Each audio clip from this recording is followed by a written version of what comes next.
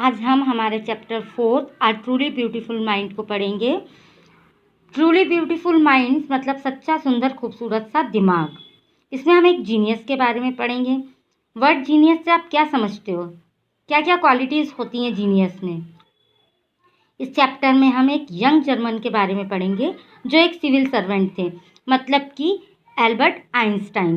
Albert Einstein was born on 17 March 1879 in the German city of Ulm without any indication that he was destined for greatness.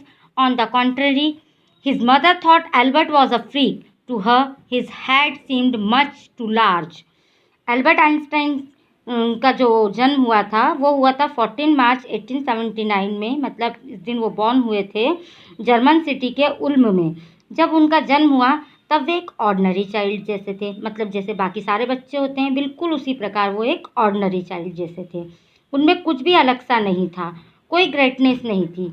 उनकी माँ को लगता था कि Albert थोड़ा सा अलग हैं, अजीब हैं, थोड़ा फ्रीक हैं, मतलब कि थोड़ा पागल से हैं। और उनको लगता था कि एल्बर्ट का सर बाकी बच्चों से ज़्यादा बड़ा है, ऐसा उनकी माँ को लगता था। At the age of 2.5 Einstein still wasn't talking. When he finally did learn to speak, he uttered everything twice. Einstein did not know what to do with other children, and his playmates called him brother boring. So the youngster played by himself much of the time. He especially loved mechanical toys. Looking at his newborn sister Maza, he is said to have said, "Fine, but where are her wheels?" जब वे 2.5 साल के थे तब तक वे बोलते नहीं थे। जिस तरह से बच्चे थोड़ा बोलना शुरू कर देते हैं, हमने देखा है छोटे बच्चे थोड़ा थोड़ा बोलने लगते हैं, वे बिल्कुल भी नहीं बोलते थे। जब उन्होंने बोलना शुरू किया तो वो हर चीज़ को 2 बार बोलते थे, मतलब हर वर्ड को, सेंटेंस को वो 2 बार रिपीट करते थे। आइंस्टाइन बच्चों के साथ घुलते मिलते भी नहीं थे और उनके प्लेमेट्स उनको ब्रदर बोरिंग कहकर बुलाते थे, मतलब किसी को भी उनकी कंपनी, उनका साथ पसंद नहीं था।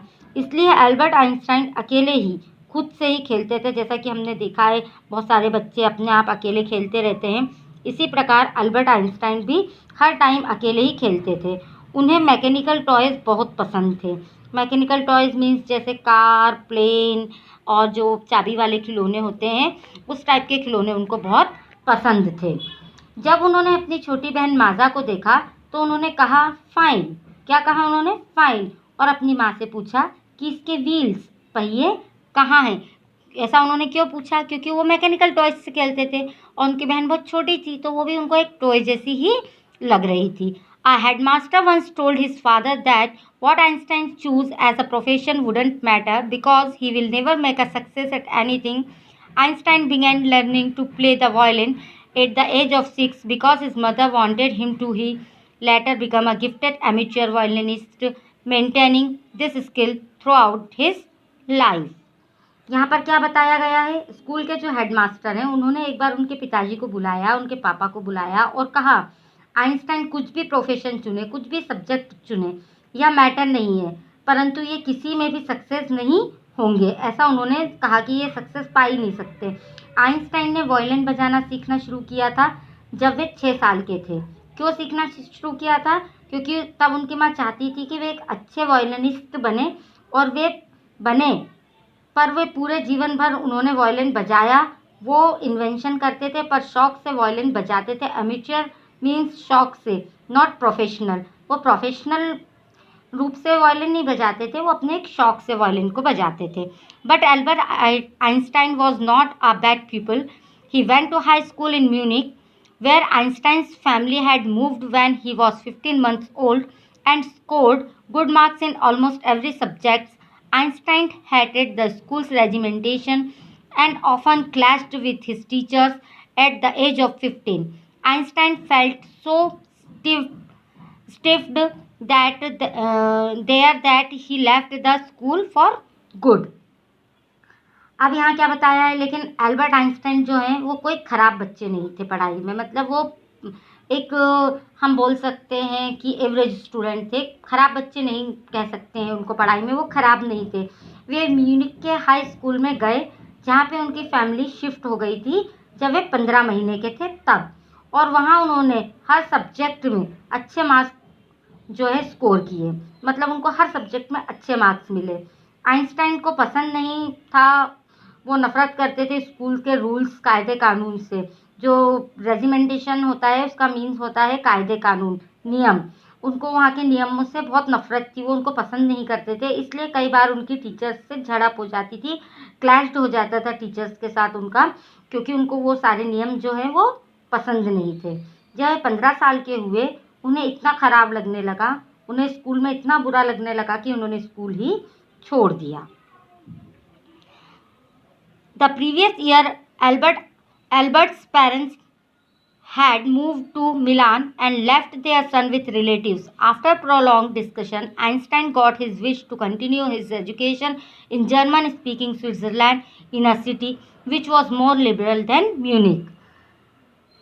मतलब 1 साल पहले मीन्स उन्होंने 15 साल की एज में स्कूल छोड़ा था, 1 साल पहले मीन्स 14 साल की उम्र में। जब उनकी 14 साल की उम्र थी तब उनके पेरेंट्स मिलान चले गए थे, उनको रिलेटिव्स के पास छोड़कर। बहुत डिस्कशन होने के बाद घर में बहुत डिस्कशन हुआ इस बात पर कि वे अपनी पढ़ाई जर्मन स्पीकिंग स्विट्ज़रलैंड में करेंगे, क्योंकि वो जर्मन स्पीकिंग स्विट्ज़रलैंड में जाना चाहते थे, उस सिटी में जहाँ म्यूनिक से कम नियम थे, मतलब लिबरल थे। लिबरल मीन्स कम नियम, फ्रीली एटमॉस्फेयर, इसलिए वो वहाँ पर जाना चाहते थे, क्योंकि उनको म्यूनिक के जो नियम थे वो पसंद नहीं थे, वो उनसे नफरत करते थे, इसलिए वो लिबरल जहाँ पर थे, लिबरल था जो म्यूनिक से, वहाँ पर वो पढ़ने जाना चाहते थे। Einstein was highly gifted in mathematics and interested in physics, and after finishing school, he decided to study at the university in Zurich. But science wasn't the only thing that appealed to the dashing young man with the walrus mustache. जो Einstein है उनका maths और physics बहुत अच्छा था, वो maths में और फिज़िक्स में बहुत अच्छे थे, और स्कूली शिक्षा पूरी होने के बाद उन्होंने डिसाइड किया कि अब वो यूनिवर्सिटी ऑफ ज्यूरिख जाएंगे। साइंस ही एक ऐसी अकेली चीज़ नहीं थी जिसमें उन्हें इंटरेस्ट आता था। डैशिंग यंग मैन मीन्स जब वे बड़े हुए बहुत ही अच्छे लगते थे। विथ वल्रस मुस्चैप, जो मूछें हैं उनका एक तरह का प्रकार होता है, आप यहाँ फ़ोटो में भी देख सकते हैं उनकी मूँछों को, वो उनकी मूँछें बहुत अच्छी लगती थी। He also felt a special interest in a fellow student, Mileva Maric, whom he found to be a clever creature. This young serf had come to Switzerland because the university in Zurich was one of the few in Europe where women could get degrees. Einstein saw in her an ally against the Philistines, those people in the family and the university with whom he was constantly at odds. The couple fell in love. Letters survive in which they put their affection into words, mixing science with tenderness. Wrote Einstein, "How happy and proud I shall be when we both have brought our work on relativity to a victorious conclusion." अब यहाँ पे क्या होता है, वो वहाँ पढ़ने के लिए चले जाते हैं, कहाँ पे, ज्यूरिक में, वहाँ पर वो ज्यूरिक यूनिवर्सिटी में पढ़ने के लिए चले जाते हैं। वहाँ उन्हें एक स्पेशल इंटरेस्ट हो जाता है अपनी क्लासमेट मिलेवा मैरिक से, जो उन्हें क्लेवर क्रिएचर लगती थी। या यंग साइबेरियन, जो साइबेरिया की ये यंग गर्ल थी, लड़की थी, स्विट्ज़रलैंड आई थी, क्योंकि ज्यूरिक की यूनिवर्सिटी जो है पूरे यूरोप में ऐसी यूनिवर्सिटी थी जहाँ वुमेन्स को भी डिग्री मिलती थी। आइंस्टाइन को उनके अंदर एक फ्रेंड, अलाई मीन्स फ्रेंड, दिखाई देता था। अगेंस्ट द फिलिटेंस मीन्स जो ऐसे लोग जो आर्ट म्यूज़िक वगैरह पसंद नहीं करते थे, लेकिन उन्हें साइंस के साथ साथ म्यूज़िक भी पसंद था, इसलिए आइंस्टाइन की अपनी फैमिली में कम बनती थी। यही सोच उस लड़की की भी थी, इसलिए उसको उसमें अपनी फ्रेंड नज़र आती थी। यह कपल जो जोड़ा है उसको आपस में प्यार हो जाता है, लव हो जाता है। लेटर्स में वे दोनों अपने प्यार का इजहार करते थे, शब्दों द्वारा, जिसमें साइंस भी मिक्स होती थी।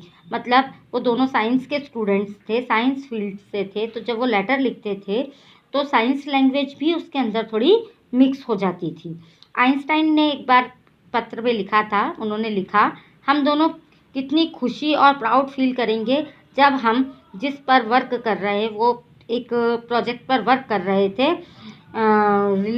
रिलेटिविटी उसका फाइनल कंक्लूजन होगा। मीन्स जब हम इस थ्योरी को दुनिया के सामने रखेंगे वो कितना अच्छा मौका होगा, ऐसा वो बोलते हैं। अब आप लोगों को पता है, जब साइंटिस्ट वगैरह लोग कोई भी वो करते हैं, इन्वेंशन करते हैं या किसी प्रोजेक्ट पर वर्क करते हैं, तो उसमें बहुत ज़्यादा समय लगता है, इसलिए उन्होंने ऐसा उसमें लेटर में लिखा था। In 1900, at the age of 21, Albert Einstein was a university graduate and unemployed. He worked, finally secured a job in 1902. He worked as a teaching assistant, gave private lessons, and finally secured a job in 1902 as a technical expert in the patent office in Bern. While he was supposed to be assessing other people's invention, Einstein was actually developing his own ideas in secret. He is said to have jokingly called his desk drawer at work the Bureau of Theoretical Physics. इन मतलब 1900 में जब वो 21 साल की उम्र में थे, वे university से ग्रेजुएट हो गए थे, लेकिन वो बेरोजगार थे, अनएम्प्लॉयड थे। वे एक टीचिंग असिस्टेंट के रूप में काम करते थे, मतलब प्राइवेट लेसन्स देते थे, ट्यूशन्स वगैरह देते थे। 1902 में उनकी जॉब लग गई। काहे की जॉब लग गई? टेक्निकल एक्सपर्ट की, पेटेंट ऑफिस में। पेटेंट मीन्स जब कोई किसी चीज़ को बनाता है तो उसको उसका पेटेंट लेना पड़ता है, मीन्स उसी का नाम हो जाता है। कहाँ पर लग गई थी उनकी जॉब? बर्न में। उनकी जॉब लग गई थी बर्न में। अब उनका काम क्या था?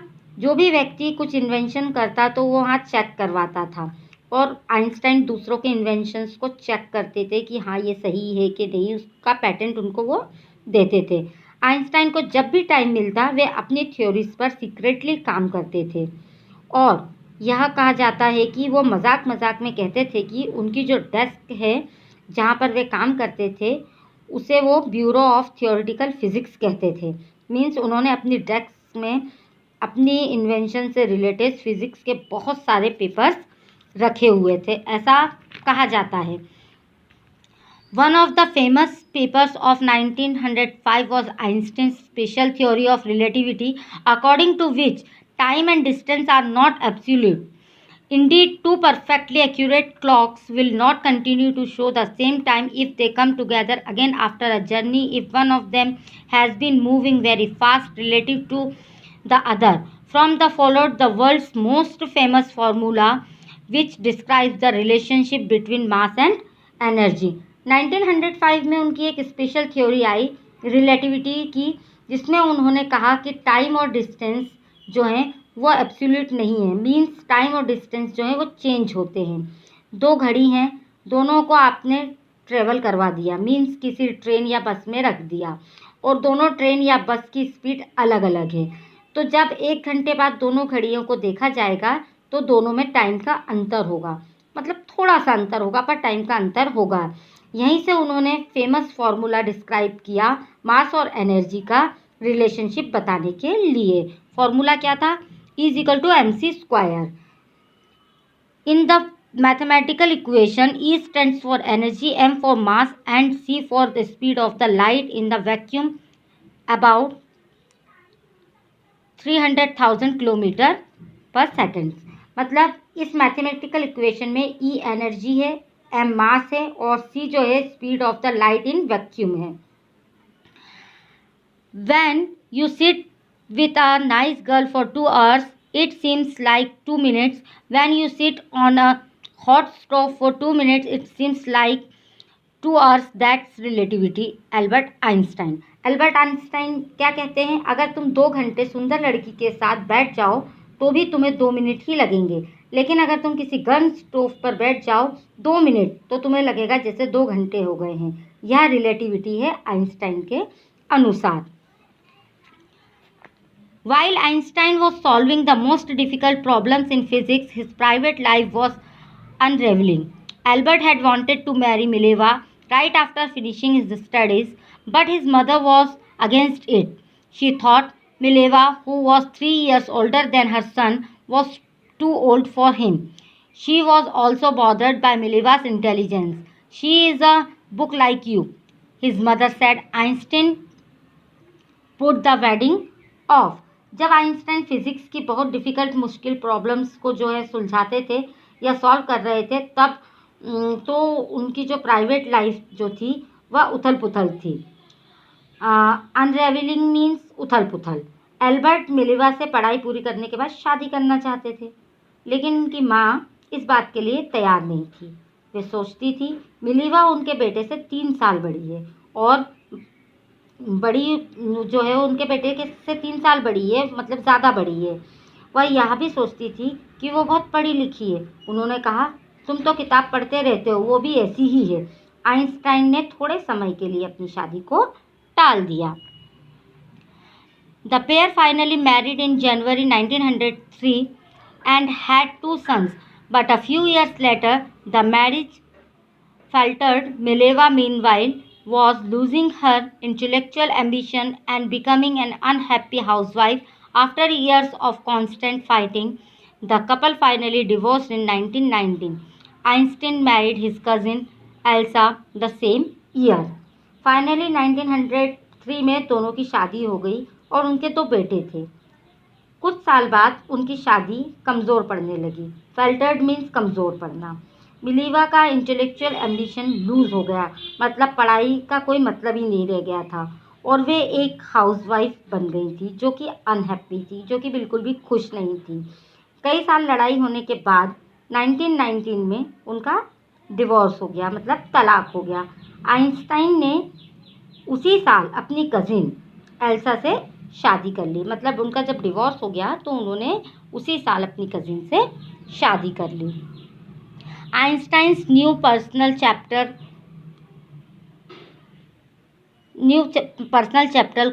chapter concluded with his rise to world fame in 1915. He had published his journal Theory of Relativity, which provided a new interpretation of gravity. An eclipse of the sun in 1919 brought proof that it was accurate. Einstein had correctly calculated in advance the extent to which the light from fixed stars would be deflected through the sun's gravitational field. The newspapers proclaimed his work as a scientific revolution. Einstein का personal chapter शुरू हुआ, जिसमें वो पूरे world में famous हो गए. 1915 में उन्होंने अपनी journal theory of relativity publish की और उन्होंने ग्रेविटी की नई परिभाषा दी. ग्रेविटी आपको पता है, गुरुत्वाकर्षण. और जब 1909 में सूर्य ग्रहण आया, जो उन्होंने थ्योरी दी थी वह सही साबित हो गई. आइंस्टाइन ने एडवांस में ये पता कर लिया था कि कितने एक्सटेंट तक लाइट जो है तारों से, स्टार्स से सन के ग्रेविटेशन फील्ड में लाइट कितने एंगल में, डायरेक्शन में चेंज करेगी. न्यूज़पेपर ने उनके इस काम को साइंटिफिक रेवोल्यूशन का नाम दिया. मतलब न्यूज़पेपर में ये माना गया कि ये एक साइंटिफिक रेवोल्यूशन है. Einstein received the Nobel Prize for Physics in 1921. He was showered with honors and inventions from all over the world and lauded by the press.